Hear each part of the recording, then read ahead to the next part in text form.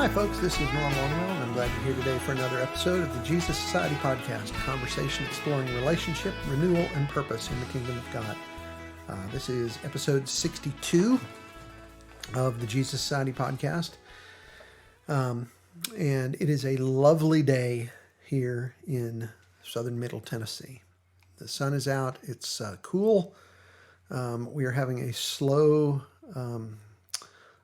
wind up to summer, which I'm delighted about. This feels like I said to my wife the other day, it feels a little bit like a northern summer, or a northern spring anyway.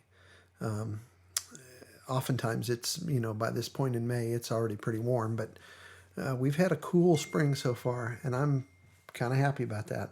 I like cooler weather. It would be okay with me if it never got above about 70 degrees. But here it usually does. So I'll take it as long as I can get. But I've already got my garden in, so that's a wonderful thing. Now it's just a matter of sitting back. Now I could use a little warmer weather because the tomatoes need to start growing. So anyway, today I want to talk briefly. I was thinking about this the other day, and I thought I want to say some things about what it means to live like Jesus, because I've been thinking a lot lately, as you've probably picked up from some of the more recent episodes, about what it looks like to be the presence of Jesus in our world. Because remember, we are His body, right? He lives in us, so we are His hands, His feet, His lips in this world. And that, of course, is what Paul says in 1 Corinthians 12 through 27. I'm gonna read that section because there's a lot in here. We're not going to just break this passage down, but I do want to read it to kind of set the context here. Paul says that the body is a unit. Though it is made up of many parts, and though all its parts are many, they form one body. So it is with Christ. For we were all baptized by one Spirit into one body, whether Jews or Greeks, slave or free, and we were all given the one Spirit to drink. Now the body is not made up of one part, but of many. If the foot should say, because I'm not a hand, I do not belong to the body, it would not for that reason cease to be part of the body. And if the ear should say, because I'm not an eye, I do not belong to the body, it would not for that reason cease to be part of the body. If the whole body were an eye, where would the sense of hearing be? If the whole body were an ear, where would the sense of smell be? But in fact, God has arranged the parts of the body, every one of them, just as He wanted them to be. If they were all one part, where would the body be? As it is, there are many parts, but one body. So the eye cannot say to the hand, I don't need you. And the head cannot say to the feet, I don't need you. On the contrary, those parts of the body that seem to be weaker are indispensable. And the parts that we think are less honorable, we treat with special honor. And the parts that are unpresentable are treated with special modesty, while our presentable parts need no special treatment. But God has combined the members of the body and has given greater honor to the parts that lacked it, so that there should be no division in the body, but that its parts should have equal concern for one another. If one part suffers, every part suffers with it. If one part is honored, every part rejoices with it. Now, you are the body of Christ, and each one of you is part of it. That means, if that's true, especially that last verse, that the way that the Lord wants to bless and redeem and heal the world is largely going to be through us. That's a lot to take, isn't it? That's a lot to carry, right? That's a kind of a burden of responsibility to sort of hold on our shoulders as we walk through the world. You represent Jesus. If you're a Christian, you represent Jesus, the Creator, the King of the world. And so since that's true, since we go forth into the world every day as representatives of the King, what sort of people ought we to be in the midst of God's good world? What kind of people does it take to change the world? What is it that made Jesus himself so compelling? Because if we're his body, the same things should make us compelling. So how do we be like him? What does it take? What does that look like? Well, it'd be real easy. It would be real easy, and it would be so easy that I thought I better say this out front, to just recite the list of the qualities that the Spirit produces in us, if we yield to the Spirit, that is, in a place like Galatians 5:22 and 23, and just say that's it. Remember what Paul says there? The fruit of the Spirit is love and joy and peace and patience and kindness and goodness and faithfulness and gentleness and self-control. Well, there you go. Those are the qualities Jesus wants to produce in us, and that's what it looks like then, to live like Jesus in the world. End of discussion, right? Well, right. I have no delusions that I can improve on that, because I can't, okay? So if you want to stop there, there's your list, right? But I have more to say than that. Not that I'm adding to anything, not that I'm improving on that. I'm certainly not. But in our day and age, with the world the way it is, and some of our peculiar problems, particularly in the West, I want to say a few things a little differently, and I want to highlight a few things that might sort of be diminished in some of that. So I want to just, at great risk, right?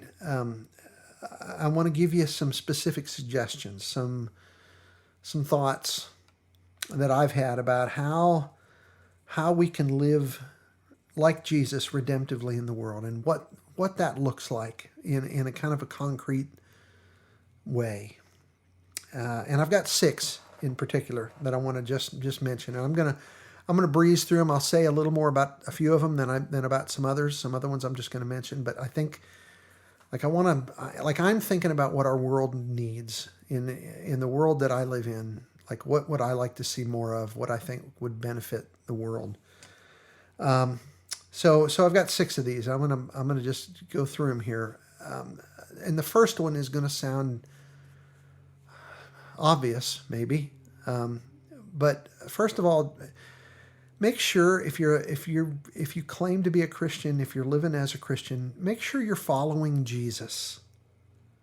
Nothing or nobody else. Okay, fix your eyes on Jesus. Let him lead you. What you see him doing, you do. Okay, let him form your character. Let him form your heart. Let him form your actions. We're doing his work in the world, but heaven forbid that we should think that we're doing it independent of him. One of the things that I say a lot is that sometimes we act like we can do this without God. You know, like we just have a set of marching orders, and we don't really need, we can just take the blueprint and run with it, right? That's what we do so often. I think we tear off way out ahead of Jesus and just start doing what we imagine that he'd do. And sometimes we do okay with that, but sometimes we don't. I'm reminded of the passage in Matthew 17. Jesus, you remember, takes Peter and James and John up on top of the mountain, and Jesus is transfigured before their eyes right there. And Peter, of course, being the impetuous guy he is, because appearing with Jesus up there is Moses and Elijah, and Peter, James, and John see all that, and Peter jumps in and says, "Hey, Lord, how about I build 3 tabernacles here? One for you, one for Moses, and one Elijah. Wouldn't that be cool? I can get right on that, get her done." And immediately, if you read the text, immediately, while Peter is still speaking, God just cuts him off. A bright cloud envelops him, it says, and a voice from the cloud says, "Hey." He didn't say hey, really, okay? But he says, "Hey, this is my son who I love. With him I am well pleased. Listen to him."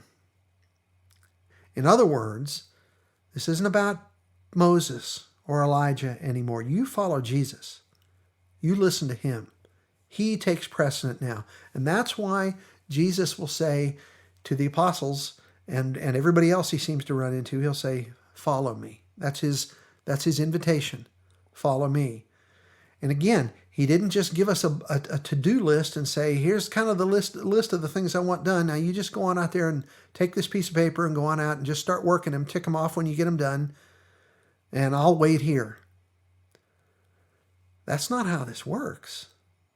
Some people think that we've got a Bible, and so we just read the Bible and do what it says, and we can, we don't really need, nobody says this, all right? Nobody says this. Nobody says we don't need God. But sometimes we act like that. We treat the Bible kind of as just a to-do list, a program. Just read it and do what it says, and we can just kind of do that. And I don't really need any more than that. I want to say that's not how this works. We only follow Jesus by following Jesus. We follow him. He leads us.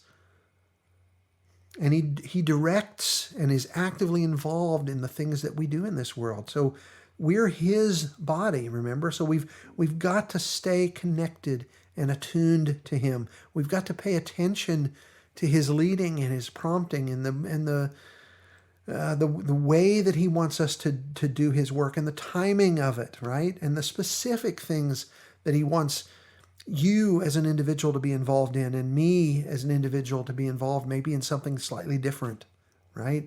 He directs all that. So that means stay in his word. Stay in prayer. Listen to him. Learn to hear his voice. Follow him. Okay? Stay attuned to him. And don't just get out there ahead of him and stay busy like we want to. Okay, that's number one. Number two, this is going to be another duh thing, right? Love relentlessly. Love relentlessly. Love Jesus and love like Jesus. One of the things that made Jesus so attractive to everyone was the way that he loved people. And he always tended to love the people that nobody else was loving, right? Did you notice that? The lepers and the prostitutes and the tax collectors, the IRS men and the people who needed it the most. And look, there's my dog barking. Nathan, my son Nathan, just pulled in the driveway, and she's our early warning device, so she's barking. You can probably hear that. So here's the thing about loving relentlessly. There's no shortage of people who feel discouraged and inferior and alone today, right? I'm one of those sometimes, and so are you. It's just hard. It's hard to live today, and love is such an underrated quality in our world, I think, and it requires patience to love well. It requires patience. It requires self-denial. But I think there's nothing that has more power to redeem a broken world and a broken person than love. So what does love look like? Well, Paul gives a phenomenal description of love in the well-known verses in 1 Corinthians 13, verses 4 through 8. These are the verses that we recite every time somebody gets married, right? So you've probably heard these and you know them. But I'm going to read them to you, right? And just think about these qualities. In fact, I'll tell you about this. I made a suggestion one time to a group of young people. If you're if you're a young person and you're listening to this and you're dating somebody and you're kind of wondering if they're the right person for you, make a list of all these things. And instead of, when you literally type them out or write them out on a piece of paper, but instead of the word love, just write a blank line, okay? And just make this list except with a blank line ahead of each one of these statements. And then look down the list, and every statement that you think is true of this person that you're dating, write their name in that line, okay? And if you think it's not true, don't put their name in that line. And look at the list when it's all done. And if There's a list of, I don't know how many there are here, 13 or so maybe. I don't know. I'm just guessing. I haven't counted them. But if this person you're dating is only hitting about 3 or 4 of these, maybe this is not the person you ought to be marrying. Maybe it's not the person you should be dating. And I don't know that anybody's going to hit 100% of them. Maybe somebody is. If they are, boy, you'd stick to that person. But evaluate the people you're dating in light of these kind of things, right? But anyway, here's these verses. But think about this. Love is patient. Love is kind. Don't devalue kindness in this world, by the way. Love does not envy. Love is not boastful. Love is not arrogant. Love is not rude. Love is not self-seeking. Love is not irritable. Love does not keep a record of wrongs. Love finds no joy in unrighteousness.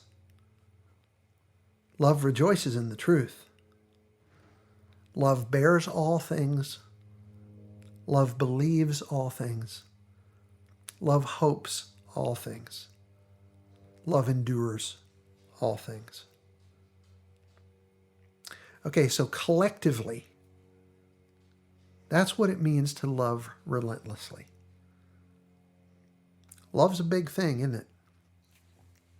And all that can seem a little bit intimidating and maybe even a little incriminating, can't it?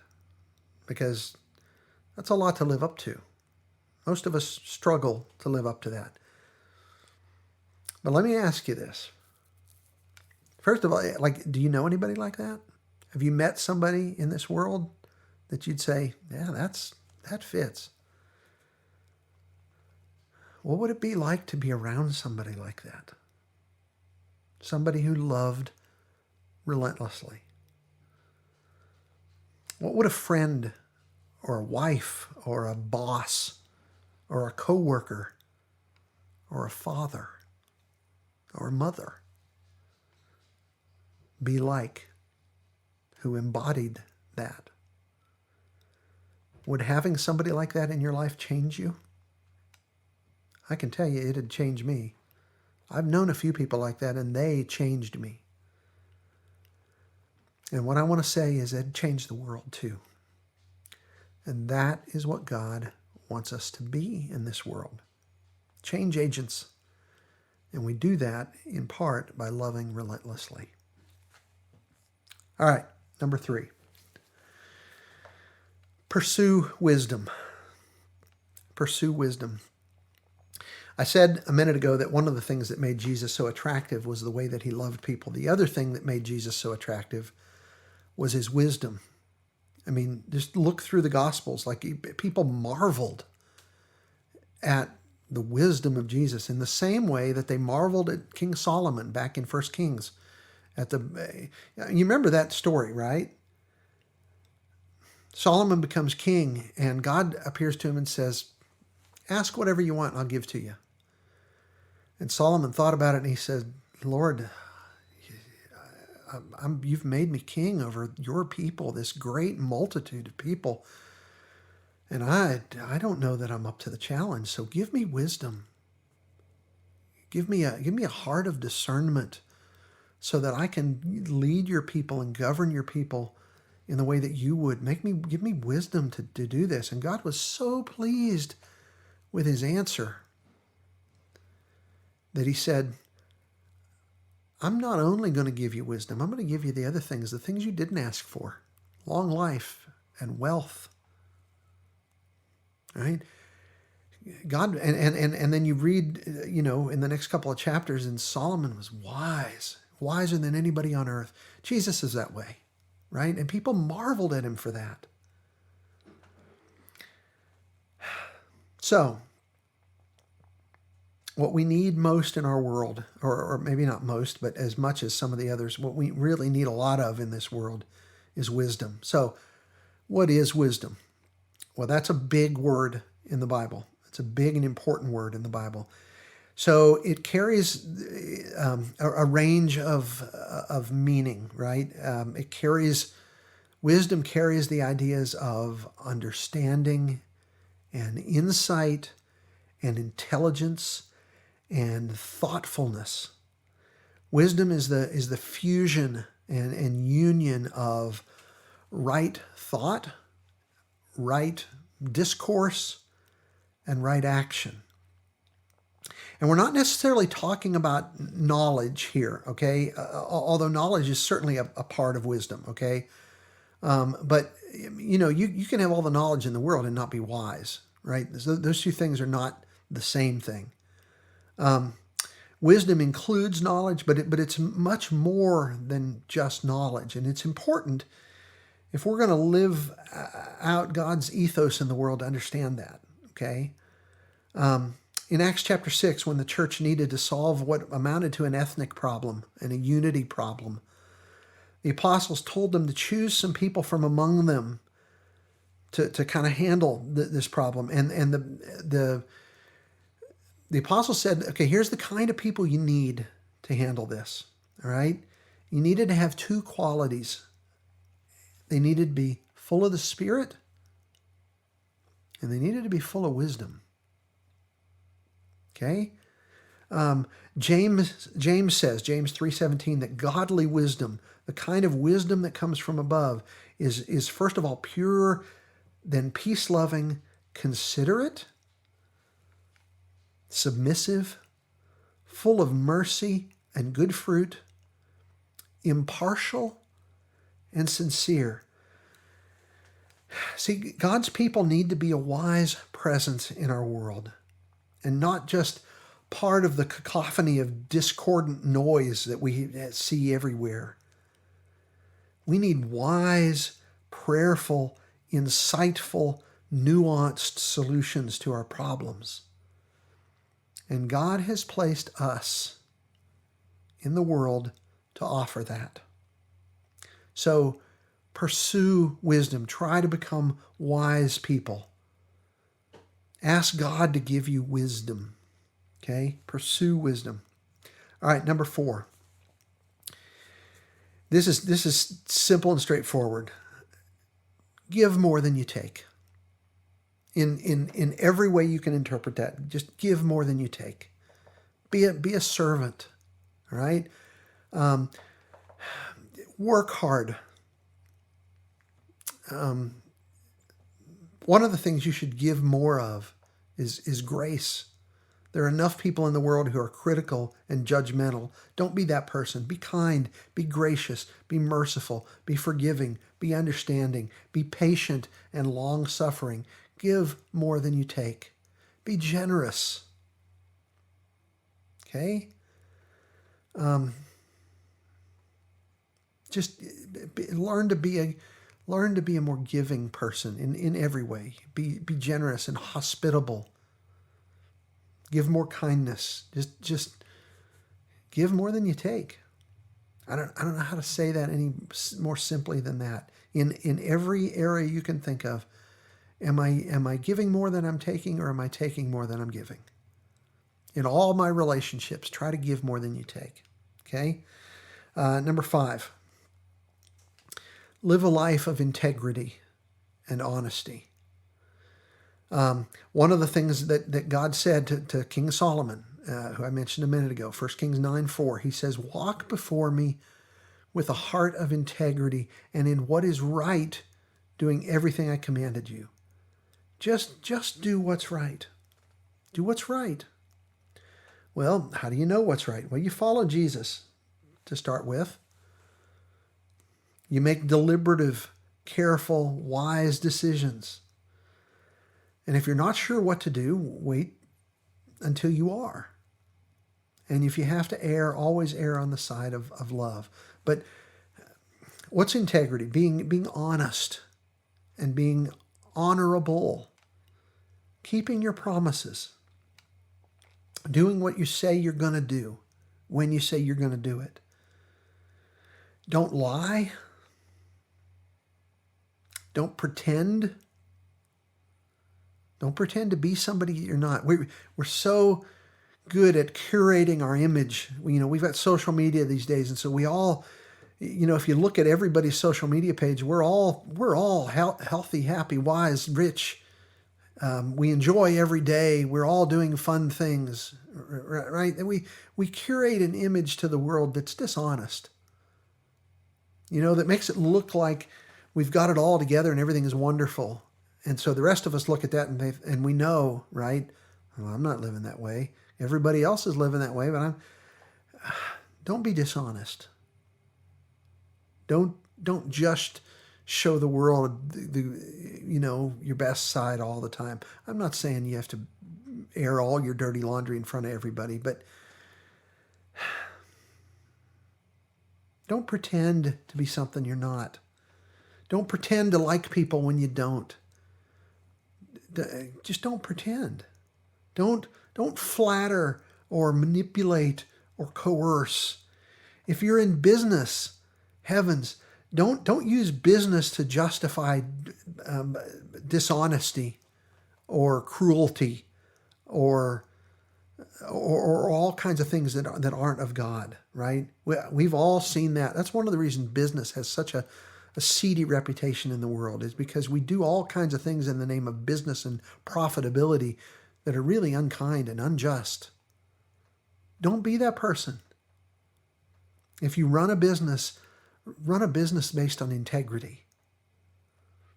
And don't say, and I've heard this, boy, have I heard this a lot, well, it's just business. And we say things like that to justify a dishonorable practice or an unkind or unjust business policy. Folks, the world has got enough of that kind of nonsense. If you're leading an organization, and I'd say this about a church too, if you're leading a church, boy, are you going to get judged harshly because you don't do this, right? Integrity, honesty, honor. Make those the touchstones of your business, of your organization, of your church, of your family, of your personal life. Okay? You, as a child of the living God, as a child of the King, you be better than that. Be genuine, be honest, and be honorable in all that you do. All right. Number 6, last one. And this kind of strikes, this is maybe a uniquely Western problem. We live in the wealthiest country in the world. The poor people among us have more than the poor people in any other country. Okay, and I'm not minimizing poverty. All right. So what I'm about to talk about is materialism here. Okay, so stuff. So sixthly and finally here, it's okay to have stuff, but don't let stuff have you. All right. It's not wrong to have stuff, okay? And I hope my wife hears that I'm saying this, not because of her, because of me. I like my stuff, right? She's going to chuckle when she hears this. Too many of us, and I'll put myself in that. I'll be honest. Excuse me. Too many of us let the stuff have us. We are held captive by our stuff. The hoarder shows that we have on TV that we all chuckle at and laugh at. Those are extreme examples of that. But all of us lean that way to some degree or another. So we've got to learn to release the grasp that we have on our stuff so that our stuff can release the grasp it has on us. We need to not be so tied to our stuff and to getting more stuff and new stuff and other stuff. Not the insatiable focus on the latest and greatest all the time. Like, let go of that. Okay? Try to live simpler if you can. All right, let me wrap this up. Peter tells us in 1 Peter 1, 5-8 that if we have faith and goodness and knowledge and self-control and endurance and godliness and brotherly affection and love, those things collectively Keep us from being useless and unproductive in the kingdom. I would summarize that. Again, not to take away from Peter's words, but I would summarize that in the context of this discussion that we're having today to say this. If you follow and stay attuned to Jesus, and you have love and wisdom and a servant heart and integrity and honesty and a balanced approach to stuff,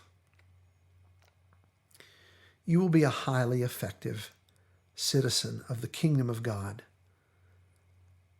or as we call it, the Jesus Society. And with that, I want to thank you for joining us today. I hope you'll join us again next week. As always, we'd appreciate it if you tell others about the podcast. If you enjoy the show, please subscribe and rate and review us on iTunes or Spotify, Stitcher, Amazon Music, wherever you go to get your podcast. Please visit us on our Facebook page for the Jesus Society podcast. At Jesus Society Podcast is where you go to find that. Look at our website, thejesussociety.com, where all of our episodes, you can find them there. We're still trying to get a bigger presence on YouTube and Odyssey, so check us out there. Those are kind of the Odyssey's kind of one of the alt tech platforms. If you want to support our show, if you'd like to do that in our related ministry, we've added a Patreon page, and you can visit us there. There'll be a link for all this in the show notes. But thank you so much for listening and being part of the Jesus Society. And remember, you are greatly loved.